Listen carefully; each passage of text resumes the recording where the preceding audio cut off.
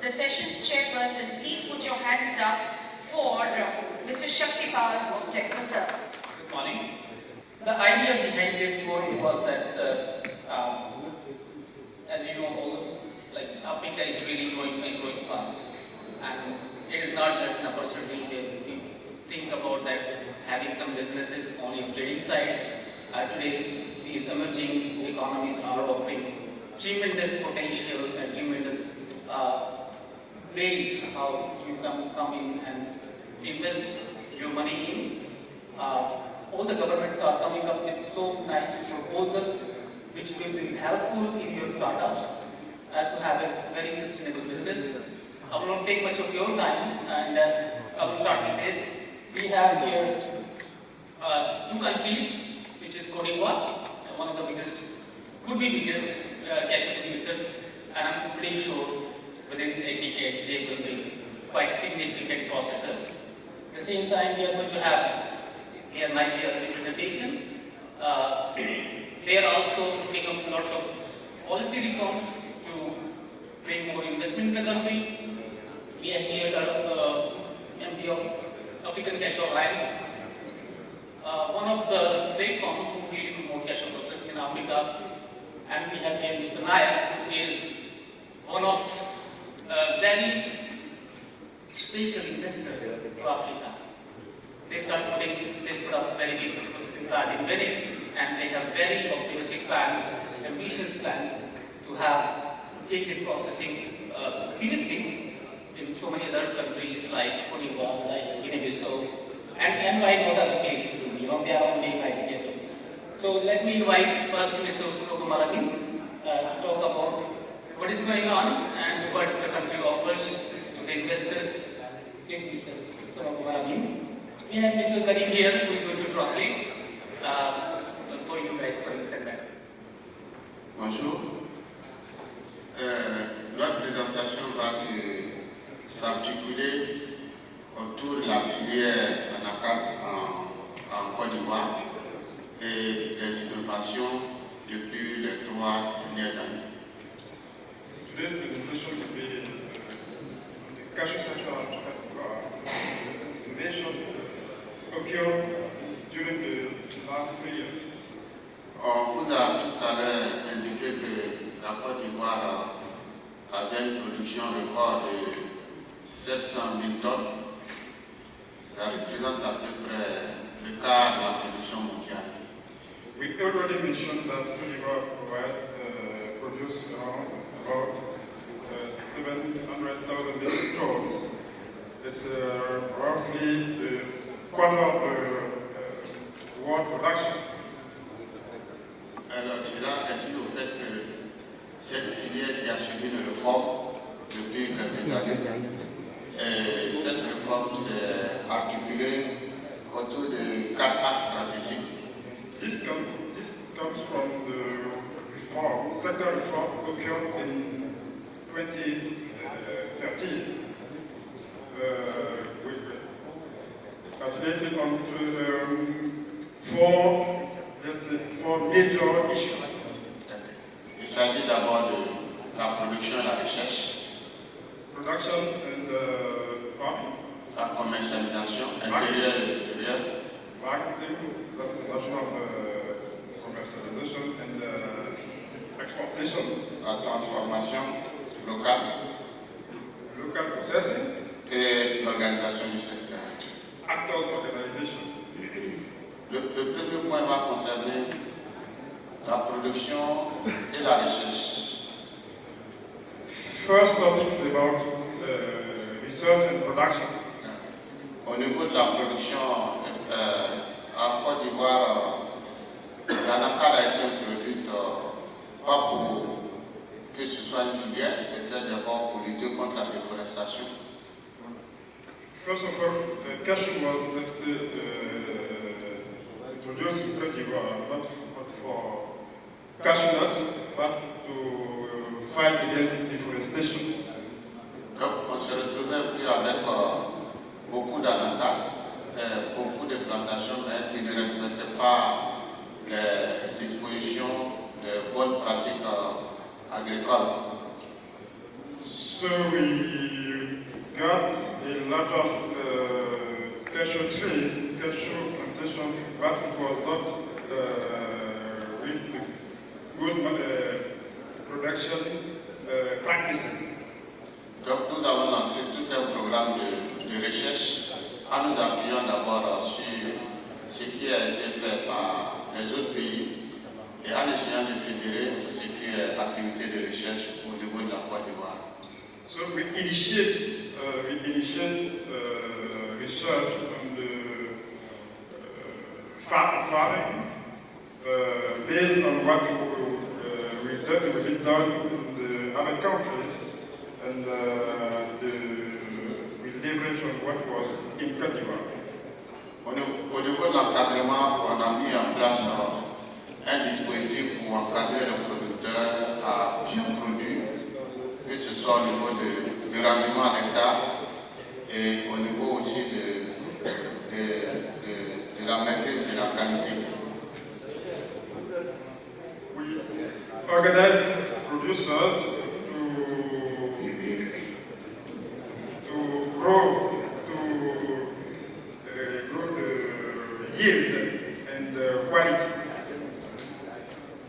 Ça, c'est en tout cas les efforts au niveau de la production et de la recherche. These are efforts regarding research and farming. Au niveau de la commercialisation, on a surtout mis en place un dispositif de traçabilité de la commercialisation qui s'appuie sur deux points. D'abord, l'identification de tous les acteurs qui rentrent dans la commercialisation et puis la mise en place des documents de traçabilité. Regarding trade, internal trade, we put in place identification of all stakeholders and traceability document for trade, internal trade. On a mis aussi un troisième dispositif qui est un dispositif de contrôle de la qualité qui consiste à accepter ou à rejeter un produit destiné à l'exportation selon leur qualité. We set up a system for quality control based on the production quality, of course. Accept or refuse, reject non-quality. Donc, en résumé, c'est les dispositions qui ont été prises par rapport à la commercialisation. These are, for commercialization, these are the main topics we addressed. Au niveau de la transformation locale, nous avons pris des dispositions avec l'appui de nos partenaires techniques que je voulais saluer dans cette salle. Il y a ACAT, il y a l'initiative Cajou africaine, Technocell aussi. Je suppose que tu es là au nom de Technocell. Tout ça, c'est des partenaires qui appuient la filière en Côte d'Ivoire. En tout cas, on a mis en place un programme d'assistance aux unités installées. Regarding domestic processing, we work with our partners like ACI, African Cashew Initiative, ACA, African Cashew Alliance, and Technocell to enhance national processing system. Donc, nous travaillons à faire la promotion des équipements et des technologies de transformation d'une part, et d'autre part, à essayer de vulgariser la consommation locale des produits dérivés de l'industrie de la cacao. The aim is to promote national processing, not only processing but also to build capacity for equipment provider set up locally and to promote local consumption. Au niveau de l'organisation même du secteur, le renforcement des capacités, on a travaillé à organiser les producteurs dans les villages, organiser les producteurs autour de projets communs, notamment par exemple la gestion de la sacherie, brousse, les prévisions de production et les appuis aussi au renforcement de leurs capacités en matière de vente et de gestion de leurs activités. Regarding sector organization, we organize producers village on building the capacity and set up in what we call the comité villageois, and it's a kind of committee of producers and villages. We organize them on common projects with added value projects like food bags distribution, like added value project for all producers. Je voudrais rappeler que le Conseil du coton et de la NACAD est une structure, je dirais, type partenariat public-privé qui a non seulement un rôle de régulation, mais une mission de développement de la filière. I would like to remind that the Conseil coton et de la NACAD, Cashew and Cotton Council, is a kind of TPP body, public and private partnership body, set up to not only to regulate sector, but also to promote and develop the cashew sector in Côte d'Ivoire. C'est pour cela que nous travaillons pour intégrer en termes de gestion toutes les activités de la filière en Côte d'Ivoire par la mise en place d'un système ERP, Enterprise Resource Planning, pour permettre d'avoir une très bonne visibilité et prendre des décisions au moment opportun. En fait, il s'agit d'un outil de gestion et d'anticipation des différents problèmes de la filière. The CCL is now working on the software to manage the whole value chain, the cashew sector in Côte d'Ivoire,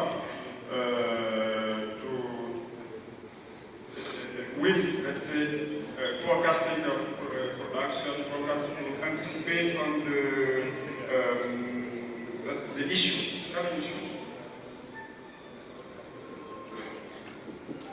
Sur les 3 dernières années, je dis les 2 années déjà de mise en œuvre de ces dispositions nous ont permis d'atteindre quelques résultats qui sont cités là, notamment la disponibilité des plans sélectionnés, l'élaboration de la carte sanitaire du berger, la gestion informatisée des flux d'informations, l'accroissement de la production, l'amélioration de la qualité.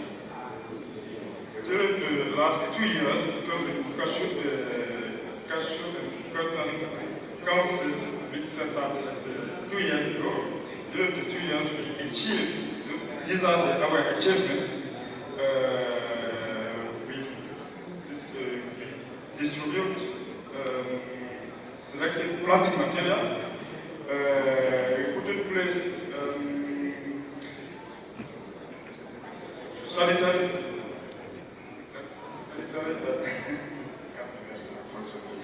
and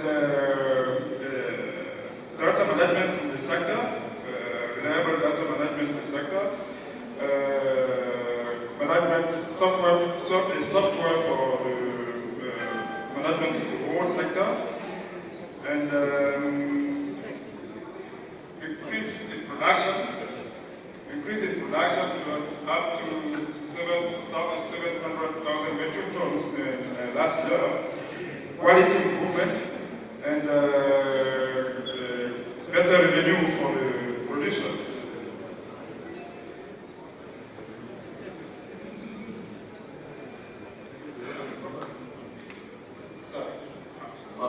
En gros, ce qu'il faut retenir, c'est que la filière anacarde en Côte d'Ivoire a fait l'objet de réformes, et les efforts pour les années à venir vont consister surtout à consolider les réformes structurelles qui sont en cours, mais avec l'objectif principal d'assumer aujourd'hui son rôle au niveau mondial. c'est-à-dire mettre sur le marché international des noix de très bonne qualité pour la durabilité même de la filière en Côte d'Ivoire. Aussi, assurer aussi un certain niveau de transformation au niveau local. En tout cas, c'est les objectifs que nous pensons assumer vis-à-vis des producteurs et vis-à-vis de la filière. To sum up, now the challenges for the cotton and cashew council is to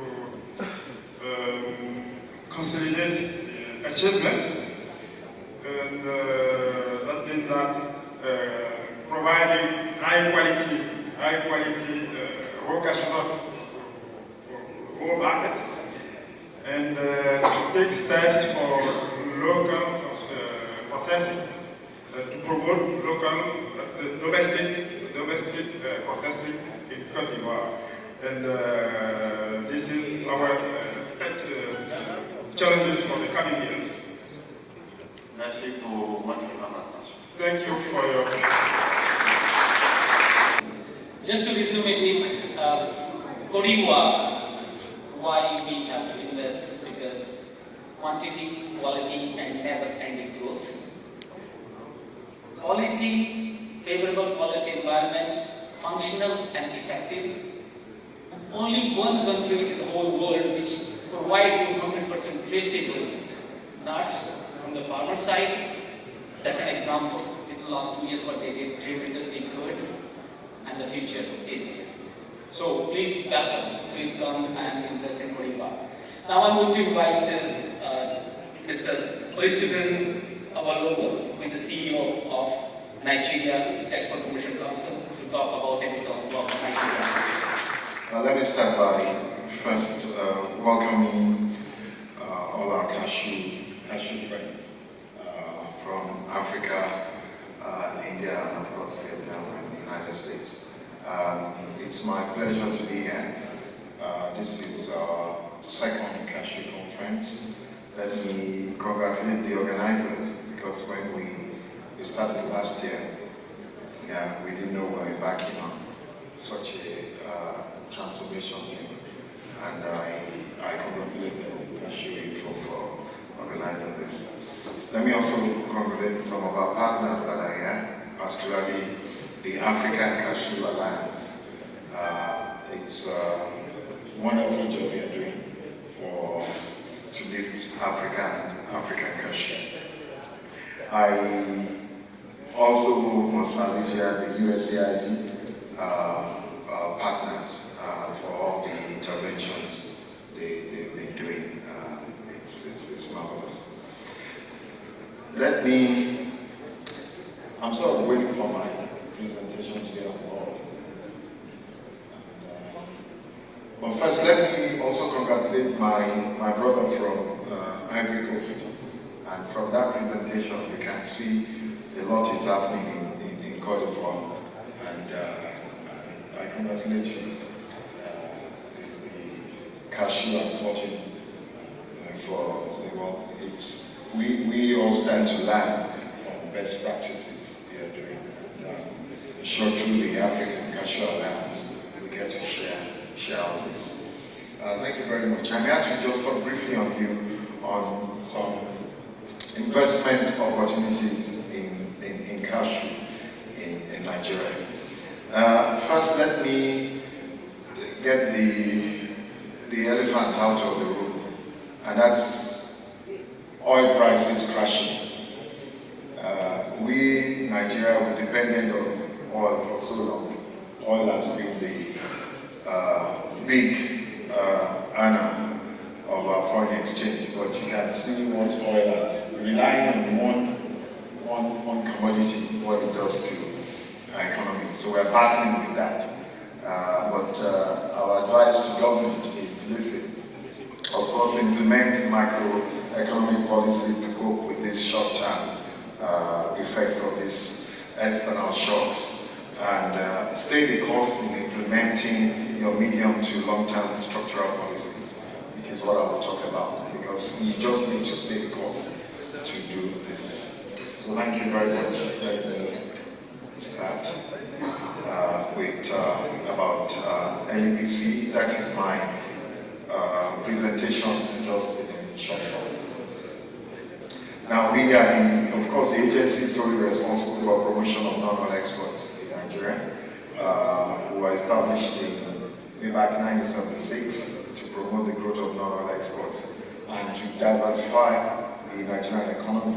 It's funny because we were created with the National Petroleum Company in 1976 with the idea of diversifying the economy, but we all got oil, very oil greedy, and we neglected what we were supposed to do, and we focused on oil. Now, of course, Nigeria, we are on almost 1 million kilometers of land. It's 170 million people. 47% of the population of West Africa is in Nigeria. Our largest city, Lagos, is conservative figures, 13.4 million people. It's rapidly growing and urbanizing. Lagos is going to become one of the biggest mega cities in the world in a couple of years to come. Now, of course, like we always say, we are the big elephant in the jungle. We're the biggest economy in Africa with a raising of our GDP. We are on $510 billion, largest in Africa. We're the 26th largest economy in the world. Of course, we're the #1 oil producer in Africa. But lo and behold, when we did the rebasing of our economy, we realized that only 14% of that is from oil. So it gives us a base to really diversify our economy. 90%, unfortunately, of all our exports is from oil, and this is what we're trying to change now. Only 10% is on non-oil. 50% non-oil exports is made of agricultural products, but there's limited content addition, limited value addition. Another reason we're here to share that with you. Now, 23% of the economy is driven from agriculture, so which is good for us. Another thing good for us is the relatively age of our population. And you see that 50% of our GDP is from services. It's from ICT, banking, financial, that sector. And 30% of that GDP is from communications. So, unfortunately, only 10% is from manufacturing, and 12% of that in the formal sector. So, I'm just giving you this background for you to look and see the prospects of Nigeria. When we look at our cashew profile, we are among the top 10 cashew roundup global producing countries in the world. We are number 4 in the world after Ivory Coast, Guinea-Bissau, and Tanzania. But with our new focus on cashew, I'm just telling my brother here that we have competition. Because we intend to scale up real production. Now, in 2015, we did 160,000 metric tons, earning us some $250 million. But way back in 2014, we did about 120,000 metric tons. So you can see our trajectory as we begin to scale up production. We exported 150,000. Now, that is where the opportunities are for value addition, because only 10,000 left to process and to work with. I remember last year I was talking to the Vietnamese. I was telling them I was investing in processing in Nigeria. So, Mr. Willow, all you are producing, we are buying. So what else is left to process? So we're targeting 175 metric tons in 2016.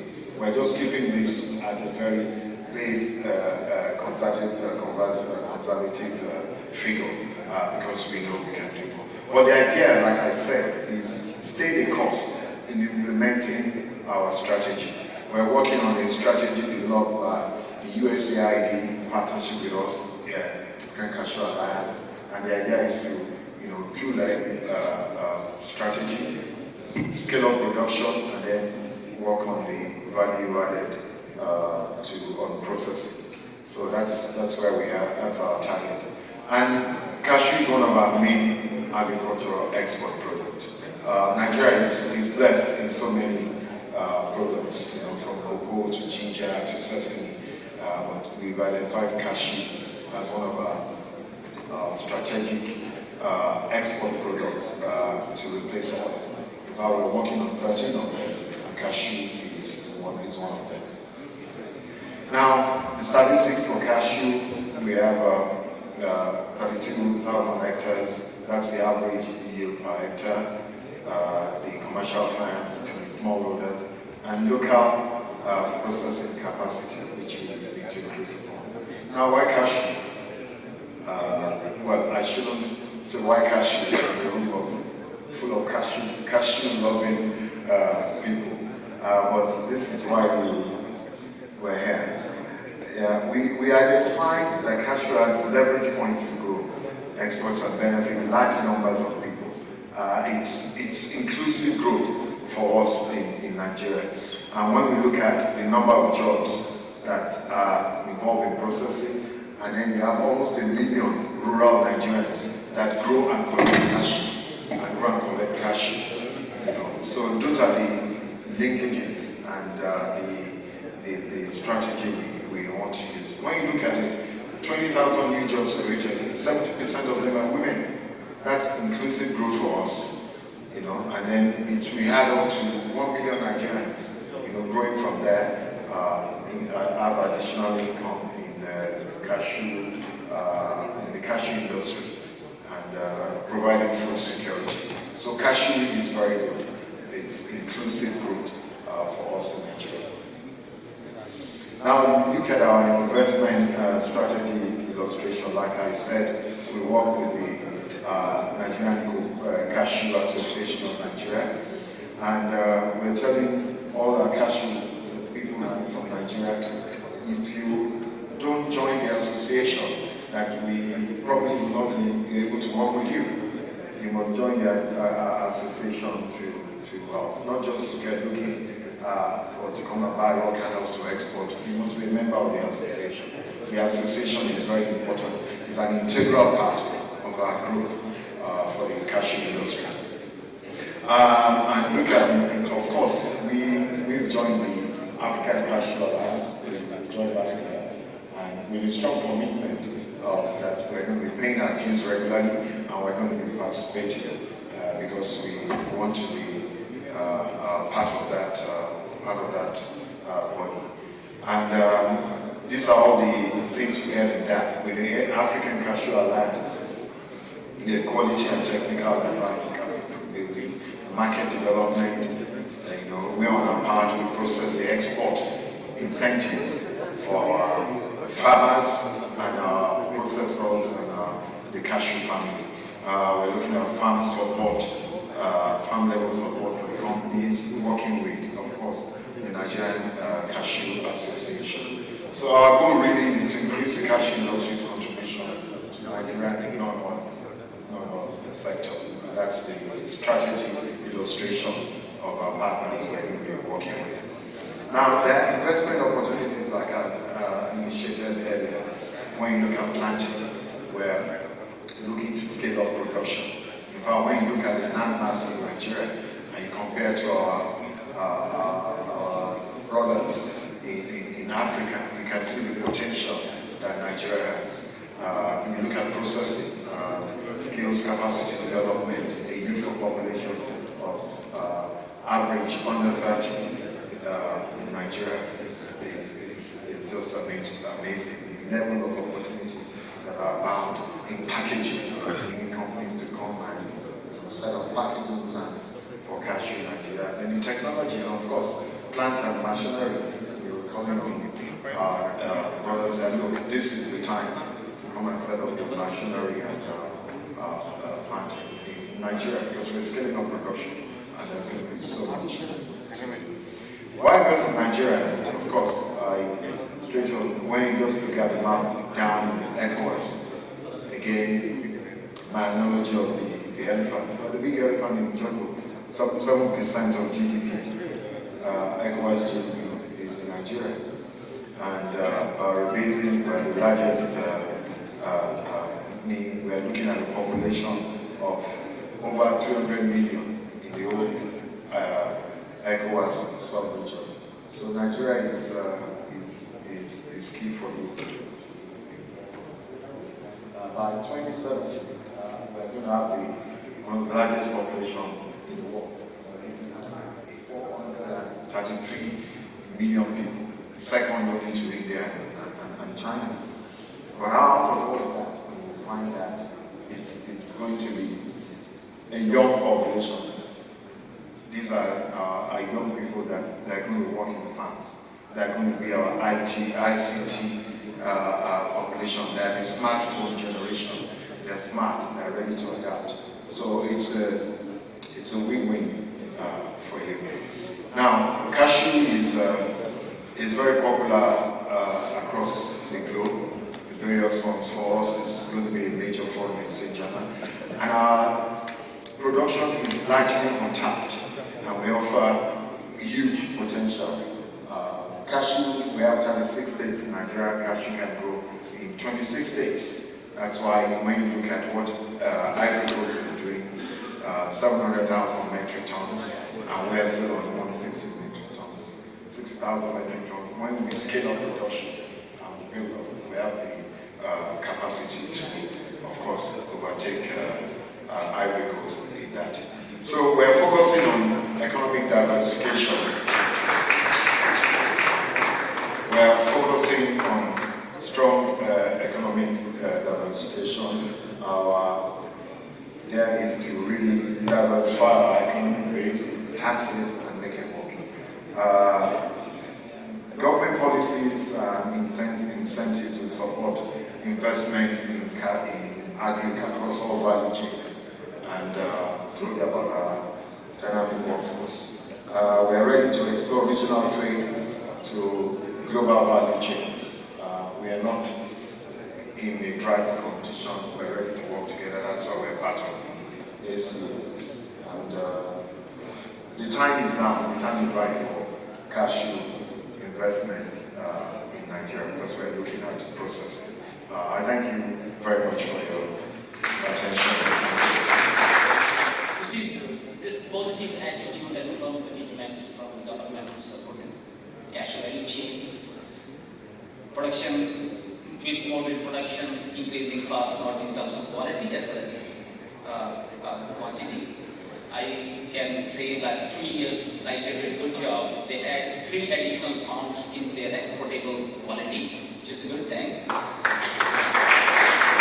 And the biggest West African markets with 170 smart people and skillful people. So that's the reason to really go for it. Please welcome to Nigeria, to invest in Nigeria. And now I'm going to invite Dr.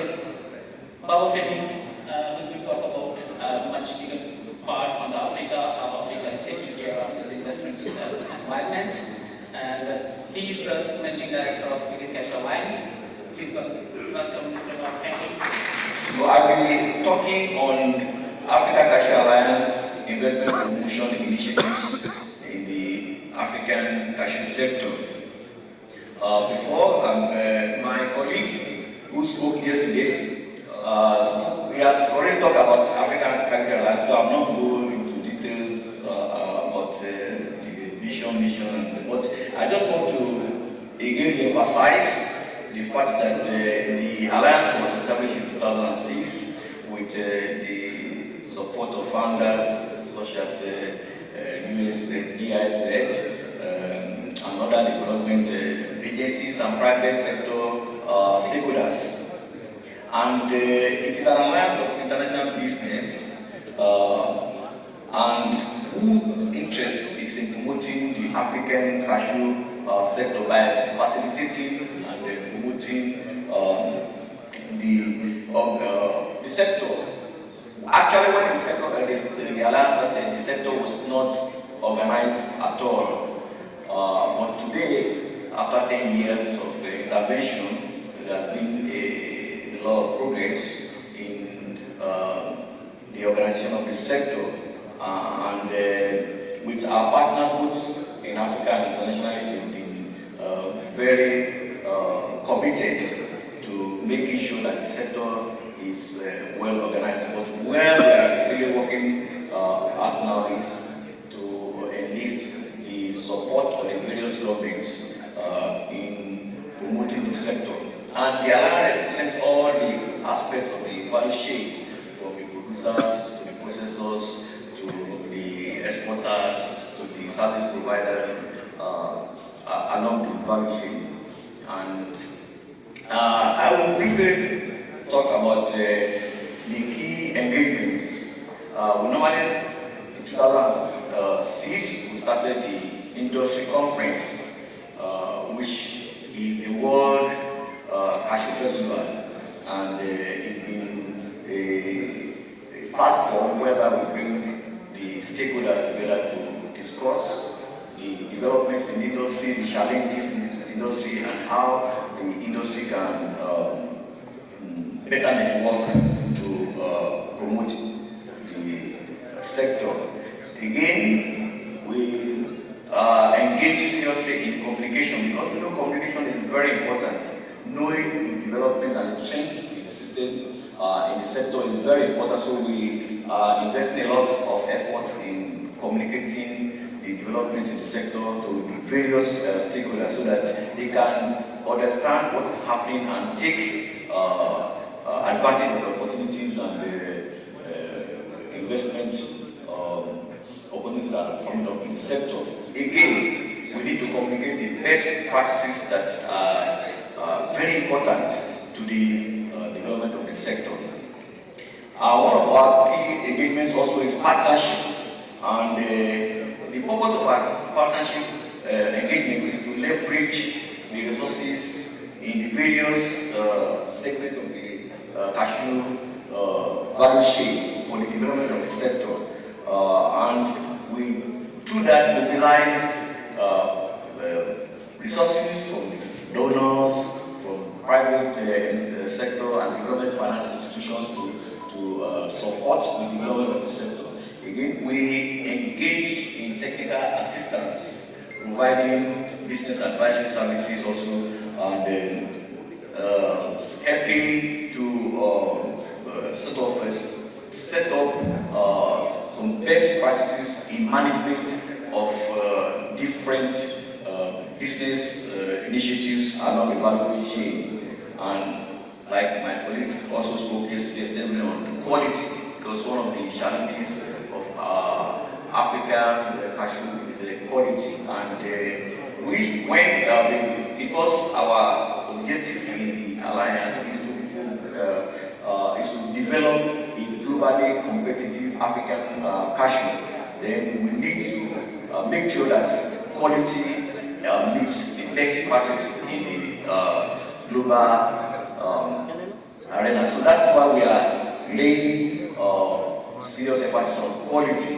And like my colleague said again yesterday, we are moving from looking at quality at the process level and seeing how we can also, with our partners, go into the farming level, how post-harvest issues are being handled to guarantee that the qualities are not compromised along the when it's going to be processed, and also for the exporters.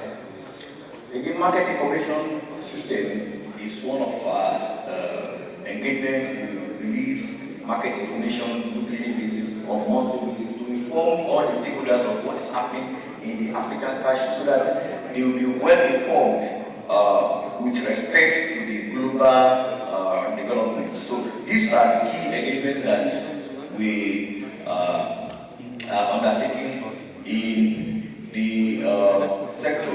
Our investment promotion initiatives, I've said, the World Cashew Festival is a platform whereby we bring together the investors, the promoters, the buyers, exporters, we bring them together and we do business-to-business facilitation during these conferences, and we'll be able to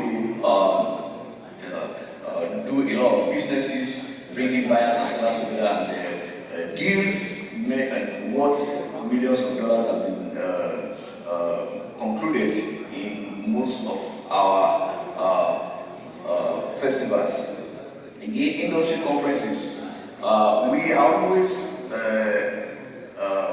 willing and also present in most international and African conferences. And what we do is to promote African cashew.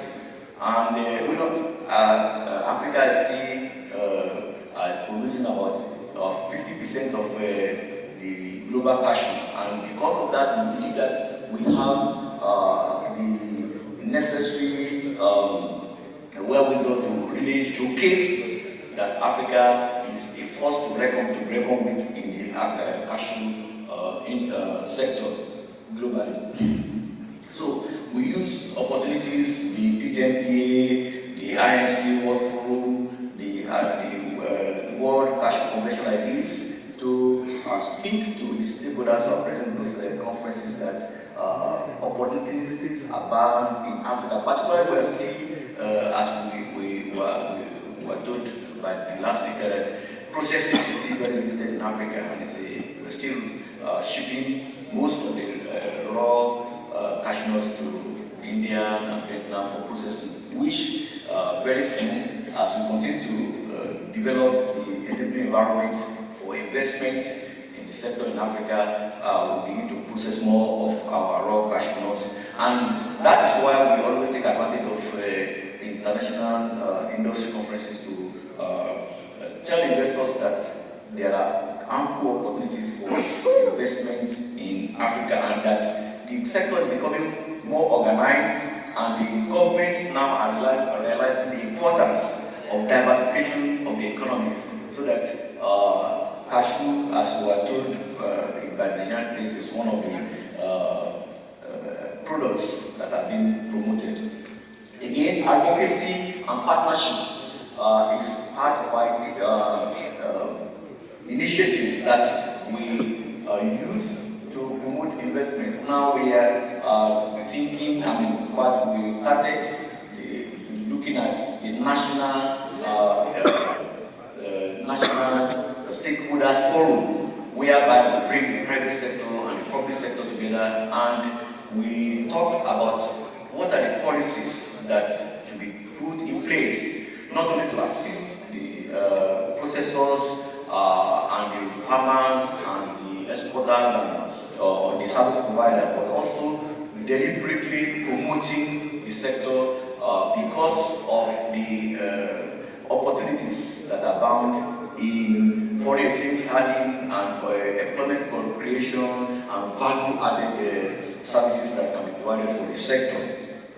Again, we have been doing investor tours, bringing investors from Vietnam, from India, and bringing them, introducing them to the African markets and African producers, African investors, and through that, many processing plants have been established in Africa. And business advisory also is one of the initiatives whereby we advise existing businesses and prospective investors on which areas they can best invest to get maximum value for their investment. And also we promote new investment through our investment guide. We normally prepare investment guide whereby we profile the member countries, and we in the profile we explain the policies of government with respect to the processing, exports, and other issues that are of interest to prospective investors in the countries. Now, I want to talk a little about our cashew, World Cashew Festival and Expo. Like I said, it's a platform that brings together all the various stakeholders in the cashew value chain to the objective of promoting the sector and also exposing the sector in Africa to the international best practices and making the sector to be more known in beyond Africa, because the participation in the Cashew Festival and Expo has been growing in 2006, reaching 522 in 2012, and because of the Ebola issues, we have the last two edition has not been very encouraging, but we are expecting that this year we are going to hit 400 plus participants, and it's why we think that because this year is going to be the 10th year anniversary of the festival, and we are going back to the source. It started in Guinea-Bissau in 2006, and in 2016 we are going back to Guinea-Bissau, and Guinea-Bissau, they are very, very excited. I was there last week with and I met the Minister of Economy and Finance, and he told me that the government is prepared and that even the president is likely to open to make the opening ceremony at that conference. So we are expecting all of us here to be at that conference, because it is very important to us as an alliance, because we are going to showcase what our leaders are with. The theme is a decade of transformation. We want to see how the industry in Africa has evolved from 2006 up to this present, and it will give us the opportunity of visioning for the next 10 years about what we want the cashew industry to look like in the next 10 years. And it is at that conference that we are going to lay the foundation for the next decade vision for the cashew sector in Africa. And that's why we are expecting that all of us here will be welcome in the conference. Again, we advocacy have spoken about it. In doing all this, we have benefited a lot from institutional support. We have, like I said, USA since 2006, IRD since 2010, GIZ through ACI 2006, UNIDO, AFDB, and the World Bank through IFC. It's been also since this year. We have just signed a contract with them for a project in Guinea-Bissau. So we are getting more and more institutional support, because our intervention is macro, and we want to, at the macro level, support the micro interventions at the national levels, so that the cashew, so that we can have an integrated approach to the development of the cashew sector in Africa. While we are looking at the regional approach, the government, the federal government are looking at their specific state approach, and we are now looking at how we can sort of harmonize and propose to government for an orderly development of the sector in Africa, and also our international partners. What are the expectations from Africa in terms of the various aspects of the value chain, and how do we build the capacity to meet those expectations? And what are the outcomes? Today we have 60 plus operating cashew processors across Africa. It's true that there are challenges. We have challenges with respect to the issue of availability of raw nut cashew for processing, since sort of price dynamics. But today we know that these issues will be well addressed. We want 7,000 metric tons of arsenal processed locally, and the store capacity of ACA members 260,000 members invested 70 million in new investment. These are the outcome of what we'll be doing, and the income that has been generated by the processing $53 million, and we The funds that are supported by ACA exported value added chemical of 99 million. About 250 containers were exported to the US and European market with our seal. These are the investment outcomes that we are able to achieve, and we believe that as we close the door on the first 10 years, the opportunities are still enormous for us to continue to intervene and engage all the stakeholders in the next 10 years. Thank you for your attention. Thank you very much, Dr. Babafemi. Let's be united under African Cash Alliance and bring lots of investments to this deserving continent to have value addition, have more processing, job creation, and better value chain. Shape that vision from T to trade, something like this. At last, but I'm going to invite one of the most important person here, not as a person, but as an investor, Mr. Nair. Mr. Nair is the head of investment strategies for big corporations, and there are a lot of investments in cash value chain in Africa. They are not new to Africa. They started from Africa. Their mandate is always to have value addition in Africa. Well famous, well deserving company. Now this is the very first time they start thinking about cash flow. They already put a very big investments in it, and they have very ambitious plans to do cash processing in different parts of Africa. Within my knowledge, I know they already opened their company in 7 West African countries. So please welcome Mr. Nair. Very good afternoon, ladies and gentlemen, and dignitaries on the stage. I am Sadanand Nair from Wing Corporation, and I have been asked to talk about our experience as investors in Africa. I don't have a presentation, but I will talk about my experiences, about my stay in Africa, and what Africa has to offer. Wing Corporation is a part of the TGI Group, the Tropical General Investment Group, based in Nigeria and other parts of West Africa. We employ about 7,000 people across West Africa, and we believe in more processing and value addition rather than trading. Trading we do, but our motto is farm to the table. Keep on adding value to your products. We are involved in various manufacturing activities, from food products to pharmaceuticals, oil field services, seafood, that is fisheries, poultry, and so on. Cashew, we started trading in the year 2000, and we felt that after a few years of experience, we should now be looking towards value addition in cashew also.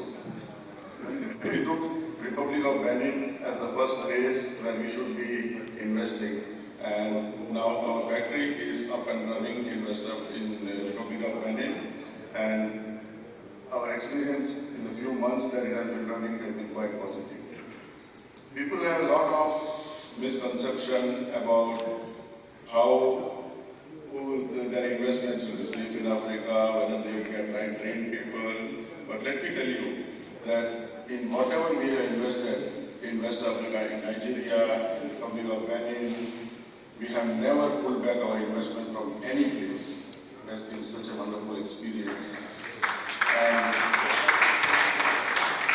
Nigeria is like a second home for me. And I started my career from Nigeria and moved on to Republic of Benin, and I've been in Ivory Coast, Ghana, and all the places before I moved into Dubai. I expect within the next 1 year we will stabilize our plant in Republic of Benin and then move on to Nigeria and Ivory Coast. The next phase. Africa is soon becoming the breadbasket of the world. I would tell all the investors from India to have a very close look at why not invest in West Africa or Africa as a whole, even East Africa. We are facing a lot of quality problems in India because we discussed it yesterday also that lot of shipping time and moisture in the cargo and all these things. Imagine being at the source of where the raw material is coming from. If you are at the source, all these quality problems will not be there. You get as much raw material as you want at a much better price than what is landing for you today in India or in Vietnam. So generally, I would say that it should not be a bad experience for anybody if they come invest in West Africa. Thank you very much. I must say that you guys are doing a very great job. Thank you very much, Mr. Nayak, and his commitment to start a factory in Nigeria and Cote d'Ivoire. Is this your commitment? Okay, that's great. So a big clap for Mr. Nayak. Good afternoon. My name is Mr. Anga from Nigeria. I want to make some comments and I'll ask a few questions. Okay. First, I'll take it from Mr. Nair. I think what Mr. Nair has said today solves the entire quality problem. If cashew processors in India and Vietnam will choose to invest in processing semi-finished cashew kernels with the shell out, just deshell it, semi-processed, you're going to preserve the quality and then export. I think that will solve the problem. So that should be the new approach in doing cashew business as a way to solving the quality problem. Then my next question, secondly, I want to thank my ED, Nigeria Export Promotion Council. I think it's the first cashew-loving ED the Nigeria Export Promotion Council has gotten. And we believe that with him being at the helm of affair, in the next 2 to 4 years, Nigeria is going to bypass Ivory Coast. God help me. So let's give another big round of applause. I'm really very confident of that. So for those of you that are afraid that we may not have enough raw cashew nuts from Nigeria, I want you to be rest assured that we'll boost our production. So there will be enough to process locally and there will be enough for export to serve and satisfy the growing appetite. My question will go to my friend, Mr. Babafemi Oyewole. He's the first Nigerian to be MD of the Africa Cashew Alliance. We are proud of you. And we know that within this period, you're going to do a very great job that will make Africa and the world proud. My question is, with 60 plus cashew processors and processing companies, factories across Africa, one of the biggest challenges we face is the cost of production is high. Cost of processing is high. You're looking at between $400 to $500 per ton compared to India and Vietnam. What are we going to do to address this high cost of processing? How do we bring it down significantly low so that we can support intending investors in that area? So that's a question for you. And then a question for Mr. Monami, my very good friend from Ivory Coast. I want you to tell us, you said you supply jute bags to cashew producers. I want to know, do you give these jute bags free to the farmers? We know one bag, a piece of jute bag costs about $1.5. So the cost of jute bag is expensive. Do you subsidize jute bag before it gets to the farmers? So I want to know that. How do you do it? Secondly, I want to know what is Ivory Coast. You've done very well. I'm proud of what you've done with regards to your cashew sector, increasing volume. And it leaves me wondering, and that's why I'm asking this question, what is your annual spend towards the cashew sector in Ivory Coast? And what do you plan to spend for 2016 and 2017? So I'm really inquisitive, because I know you can't achieve all that you're achieving without spending money. Okay, so I want to get an idea of what you spend. So these are my questions. I expect to get good answers. Thank you. I thank the speaker for the compliments and as heading the alliance, I'm counting also on the support of Nigeria to make me to be able to meet their expectations. Having said that, we know that generally, not only in cashew processing, the challenges of manufacturing or processing in Africa is always enormous because of number one, the infrastructural deficiencies in Africa generally, the cost of infrastructure, power, transport, and the water, all the infrastructural deficiencies also add to the cost of production in Africa.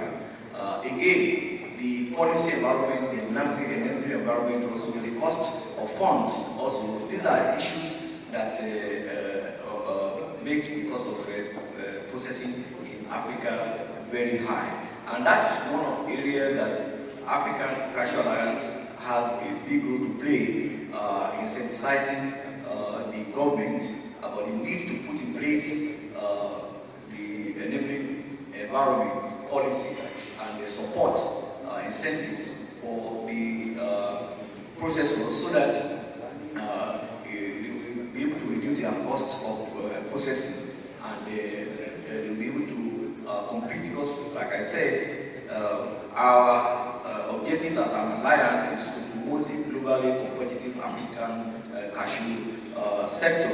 And if Africa is going to be competitive globally, then cost-wise, they must be able to be competitive. That is what I think we are going to be advocating for, a favorable enabling environment for processors, and also put in place policies that enable processors to reduce the cost of processing.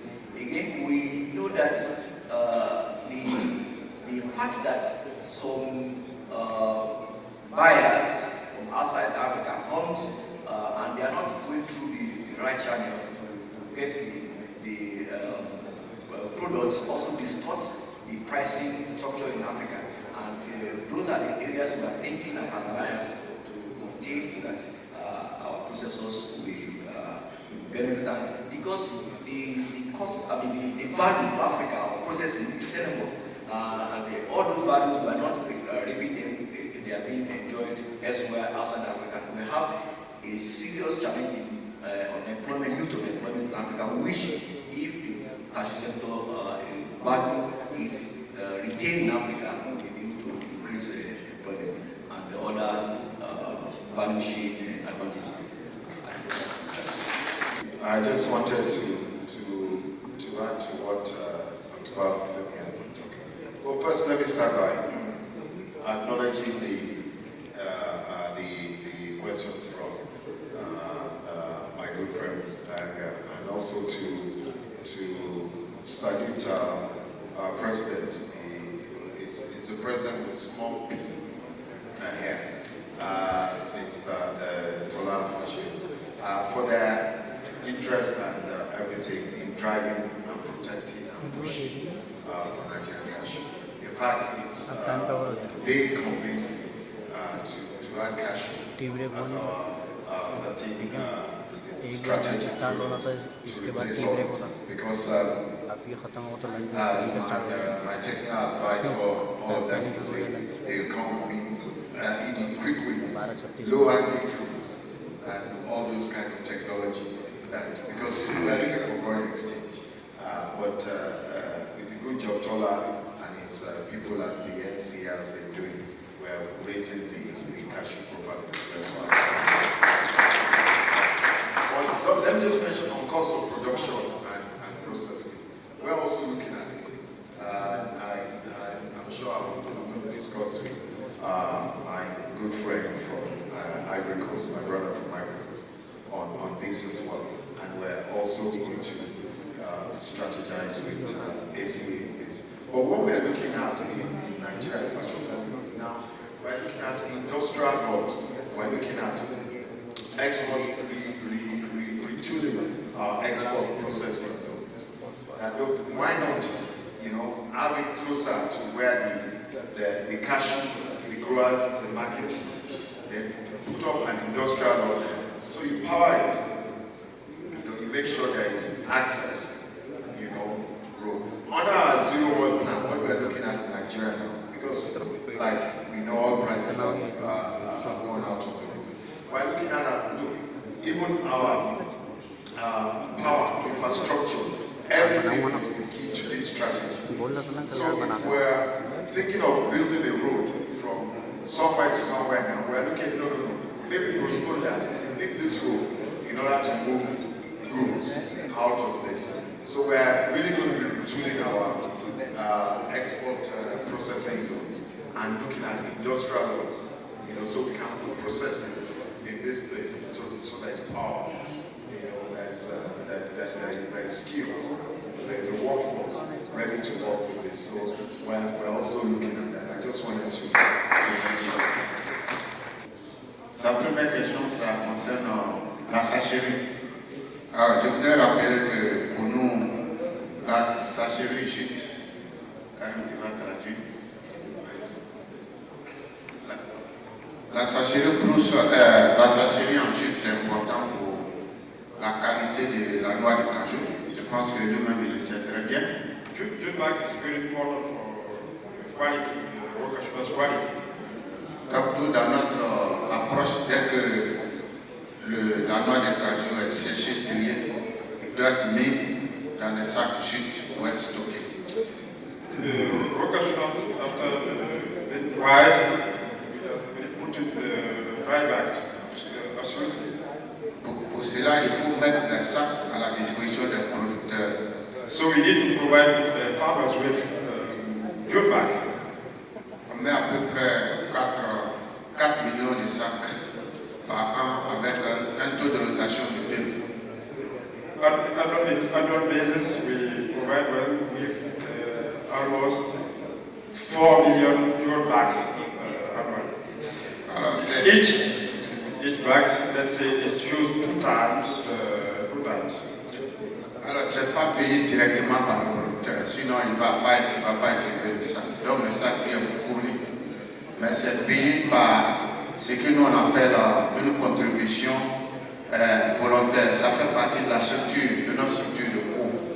Donc, c'est une gestion commune de la sachérie. So the jute bags are not paid, let's say, directly by farmers, but jute bags are paid by the whole value chain because it's part of the charges, export charges. Donc je pense que ça répond à votre question. La seconde question, elle n'est pas très précise, donc je ne sais pas quelle réponse je vais donner. Est-ce que c'est le coût de fonctionnement du conseil? Could you be more specific for your second question? You were speaking about our spending or?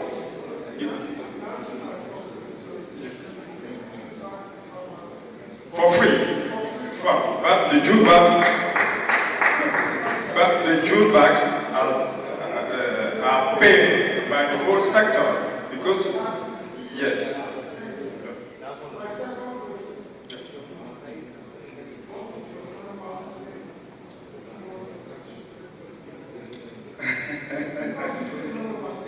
Yes.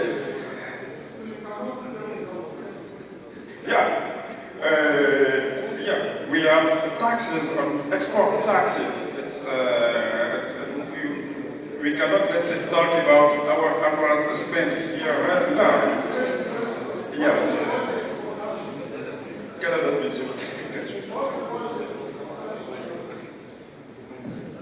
Le budget de fonctionnement, la question n'est pas précise. On peut vous donner le chiffre d'affaires de la filière.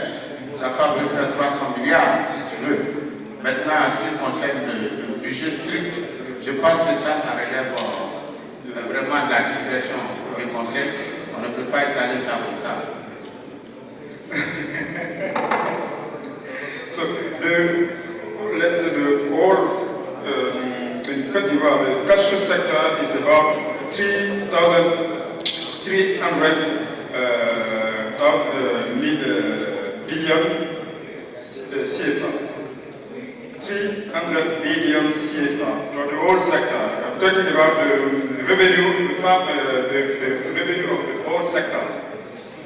But we cannot talk about, let's say, our spending, our charge of expenses for the cash and contents council. This is our own, let's say, affairs.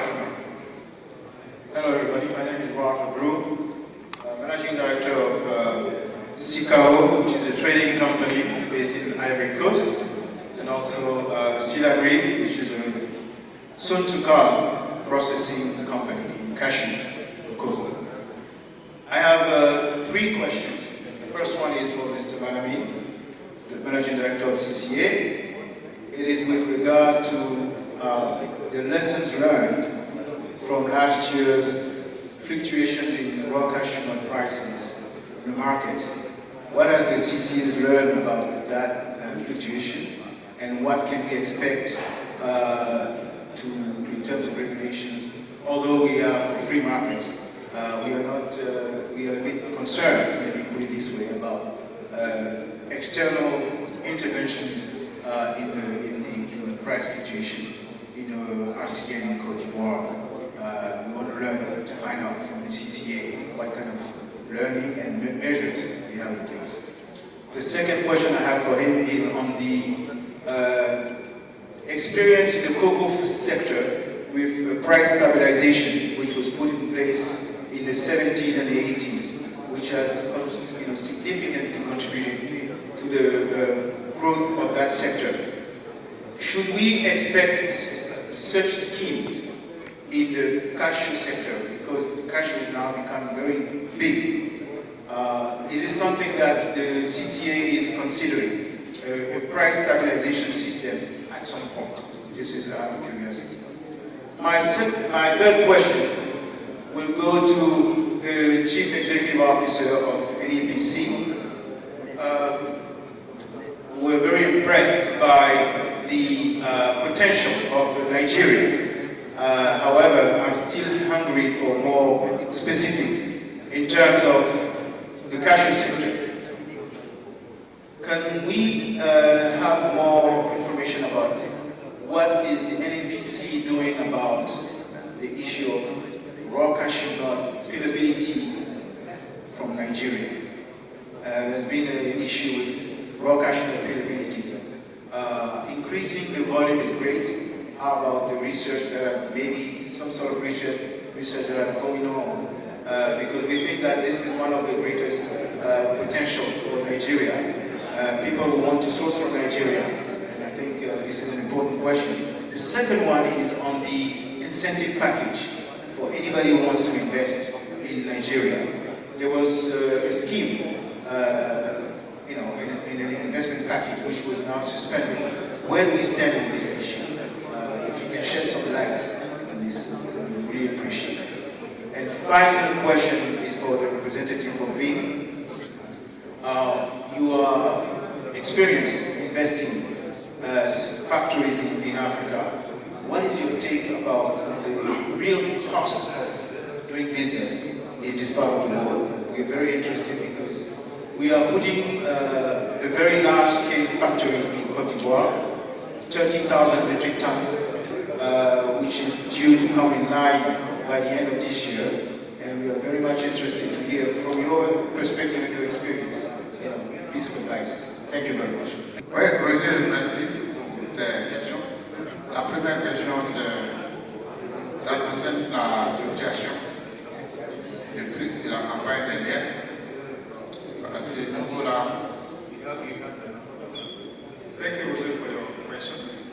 First question is about price fluctuation last year in RCN price. Alors, je voudrais rappeler que le système de fixation des prix en Côte d'Ivoire s'appuie sur un mécanisme. Pricing in Côte d'Ivoire is based on the mechanism. On s'accorde avec les acteurs de la filière sur un prix minimum à servir aux producteurs sur la base des offres de prix d'origine Côte d'Ivoire et sur la base d'un différentiel. The pricing is issue within the actors based on the trading market and with the different charges, and we get to a minimum price to the farmer. Alors, donc, c'est le prix minimum. Normalement, on ne doit pas descendre en dessous de ce prix. Mais au cas où le marché se retourne, on fixe un autre prix minimum, mais plus bas, pour tenir compte du retournement du marché. Ça, c'est le principe. That minimum price is compulsory for any buyer. So, but in case markets that could have maintained this minimum price, we have to revise the minimum price to lower the minimum price. Maintenant, le prix aux producteurs, ça dépend de deux facteurs. Ça dépend du rapport de l'offre et de la demande, et puis de la concurrence entre les acteurs. That minimum price depends on two main factors,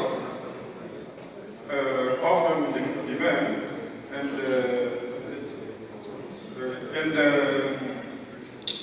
internal competition.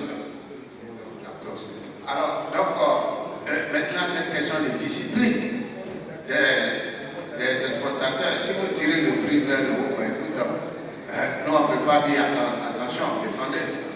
Donc, je pense que c'est une question de discipline. Alors, la réponse, c'est la sensibilisation que nous faisons pour dire aux exportateurs attention, ne tirez pas trop le prix vers le haut. C'est tout ce qu'on peut faire, mais sinon, on n'a pas de choix. C'est une question vraiment de discipline. Mais tant que le marché peut offrir des prix, il n'y a pas de raison. So CCA is only, let's say, putting in place a minimum price. Trading price is a question of competition between the buyers. But if the market allows to go higher than the minimum price, it's up to the market. Concernant la seconde question par rapport au cacao, pour nous, je pense que ça va venir en fonction de la maturité de la filière. Ça suppose qu'il y ait une bourse, donc il y a un référentiel, il y a un coût d'arbitrage et qu'on puisse faire des ventes à terme. Vous savez que dans le cacao, on vend 2 tiers de la production et à partir des prix, on arrive à déterminer déjà un prix référentiel. Et maintenant, le tiers, on peut le garantir à partir d'un fonds. Il y a un fonds de garantie qui existe. Voilà. Et ce mécanisme-là n'est pas encore possible dans la CAD parce qu'il n'y a pas de bourse, il n'y a pas de référentiel, il n'y a pas de coût d'arbitrage. So, about the second question, price stabilization like cocoa,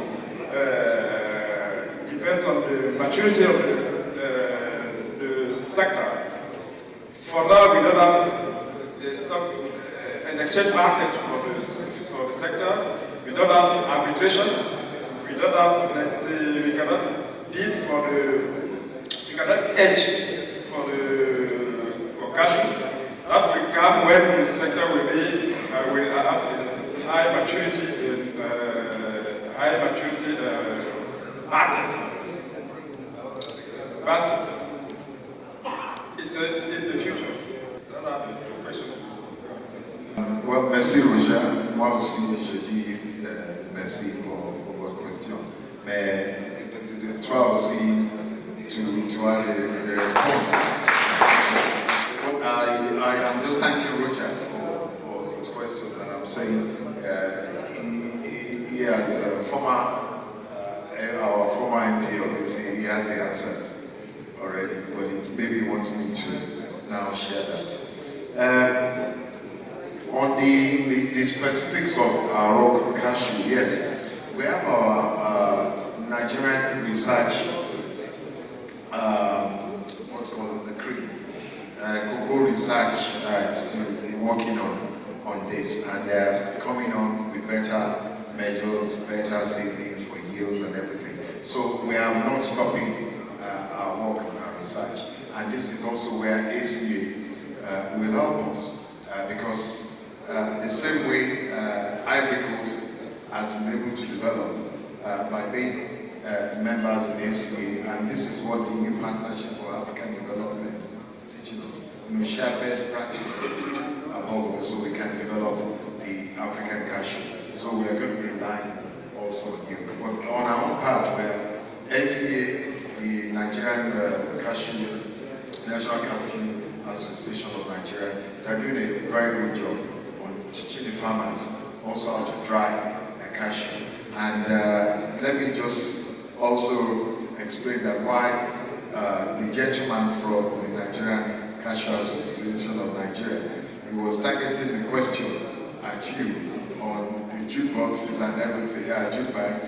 It was actually directed at me to go back to our government and say, supply jute bags. This is what Ivory Coast is doing. I know that was his target, that was his plan. So we're listening and we look at it, and that's why I congratulated Ivory Coast on what they're doing. On incentives, you guys all know that we've had some challenges with our incentives we were giving, because our incentives were really targeted at just carry, export, and then come and go. But we're changing that. We're looking at now pre-shipment incentives. That is capacity development. We're looking at storages. We've identified some sleeves that we're going to work on. Our storage, our standards, packaging, then training our from farmers to exporters and everything. All this we have neglected. We just focus on the post-shipment end, and just do whatever you can, export, and come back for incentives. I'll find out that has not grown our not only for cashew, it's cocoa, it's for ginger, sesame seeds, every other thing that we do. So we're looking at that.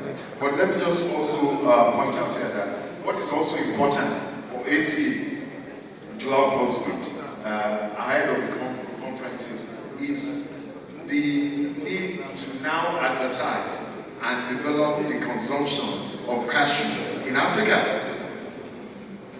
Because that is what is key. I say in Nigeria, when you visited Nigeria many times, on every table, in every office, what you see is groundnuts.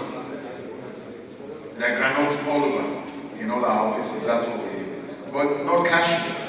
And we are not really even telling our people the benefits, the health value of cashew as a nutrient.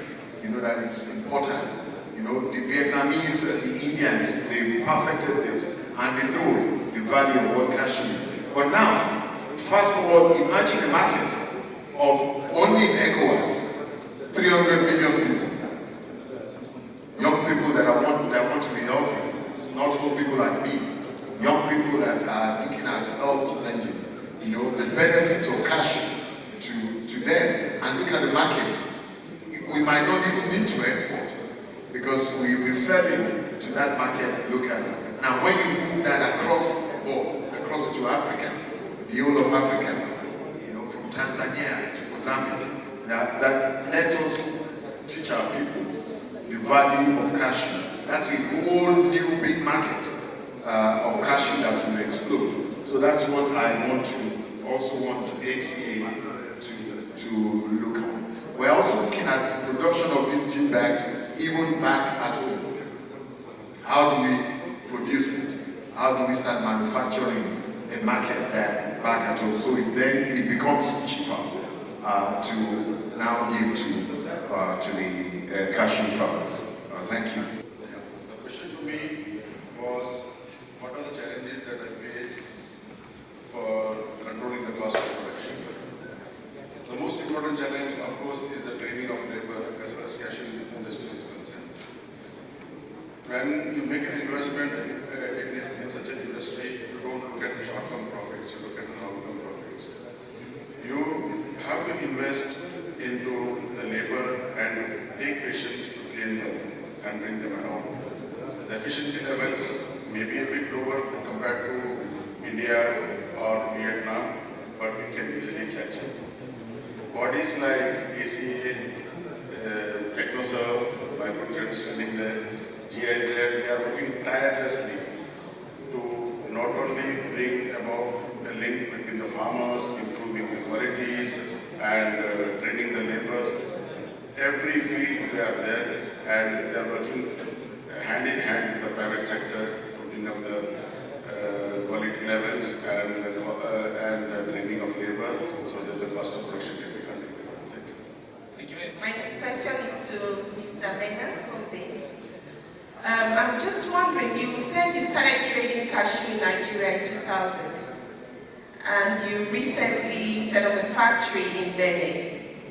I might want to think that you're a beneficiary of the Nigerian EEG, Export Expansion Grants, an incentive to exporters. So I'm just wondering what kind of business decision made you to set up your factory first in Benin before Nigeria, being that you may have benefited from our incentives, and we're also ahead of Benin Republic in production, in cashew production. First of all, I said that we are in the cashew trade from 2000. I didn't say that we are exporting cashew out of Nigeria from 2000. We have been exporting cashew from Republic of Benin to start with. And there are two reasons why we decided to set up our unit in Republic of Benin. One, we had a fantastic infrastructure there in the form of an oil mill where we are crushing cotton seed and soya bean, and all the facilities that we needed to support, like the bakery, the land, everything was there. Secondly, Benin cashew is considered one of the best cashews in the world. The kernel is excellent. So we decided that if we are going to have an experience, then it is better to start with Benin and then move on to the next countries. Thank you. Just to add on the issue of availability, my ED has done an excellent job on it in responding to Roger. But I just want to add that Roger, the feedback from some of the interventions we've done in the last 3 years, the feedback has been quite commendable in terms of availability. What we've done now is to ensure that the trials are done as early as possible. So when that is done, we've seen a lot of improvement in terms of availability. And I believe all of that will get better. The feedback has been quite commendable from Vietnam, from India, in terms of availability. The problem they used to have over the year is not as much as what we have right now. While we're still going on in researching into the issue and then planting the new cities that will make for better availability. But in the meantime, short-term measures, early trial by the farmers have made a whole lot of improvement, and that's why you find so much, attention now on Nigerian cashew seed. And indeed, there's really not much of a difference now between what we have and what Africa has today. And that's why the gap has been closed in terms of the price differential. Thank you. Thank you very much, Dr. Nasero. Let's be quick and then we go for the all questions. First of all, I thank Mr. Srivastava and the entire cashew info, and more particularly Mr. Saktipal at the outset that he was supposed to closing, because being a cashew people, experienced people in this, being the consultant to cashew info in cashew, I have written suggestions to my African friends. Because I have undertaken 2 to 3 very big programs from Swiss funding with different NGOs in India. What I came to know in all these 2 days gatherings, ACA, ACI, NEPC, and all the African friends definitely doing better and trying to go ahead with this cashew. It's a very, very positive thing. I have written some suggestions.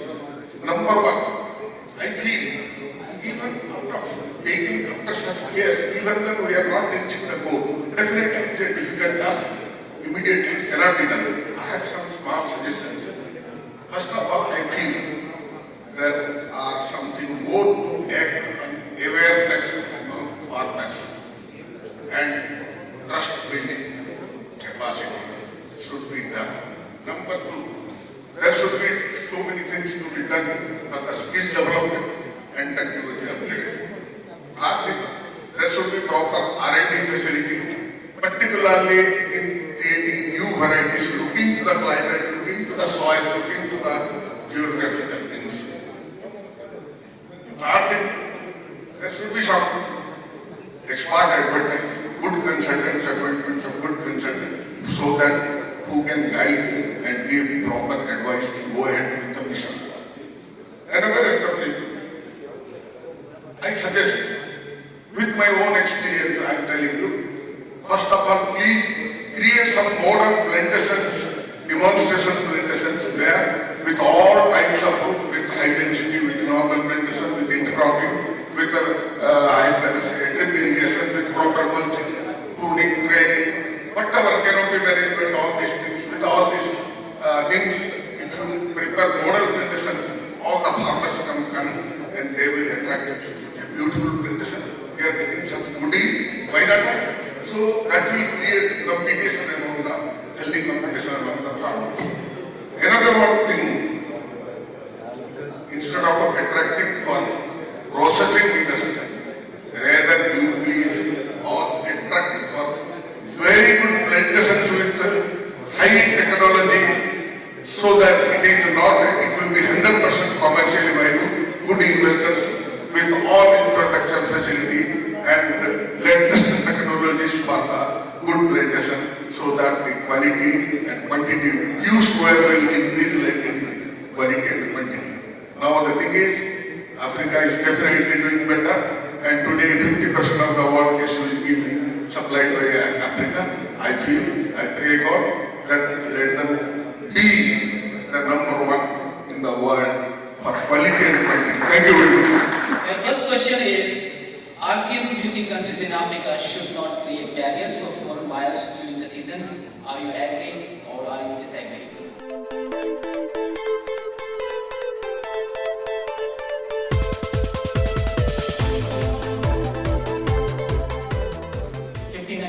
People are agreeing this. So most important impediment for investments in African cashew processing sector: A, safety of invested capital and repatriation; overall business viability; C, availability and cost of skilled manpower; D, availability of support systems such as engineering, support, spare parts, etc. E, lack of management skills. And poll starts now.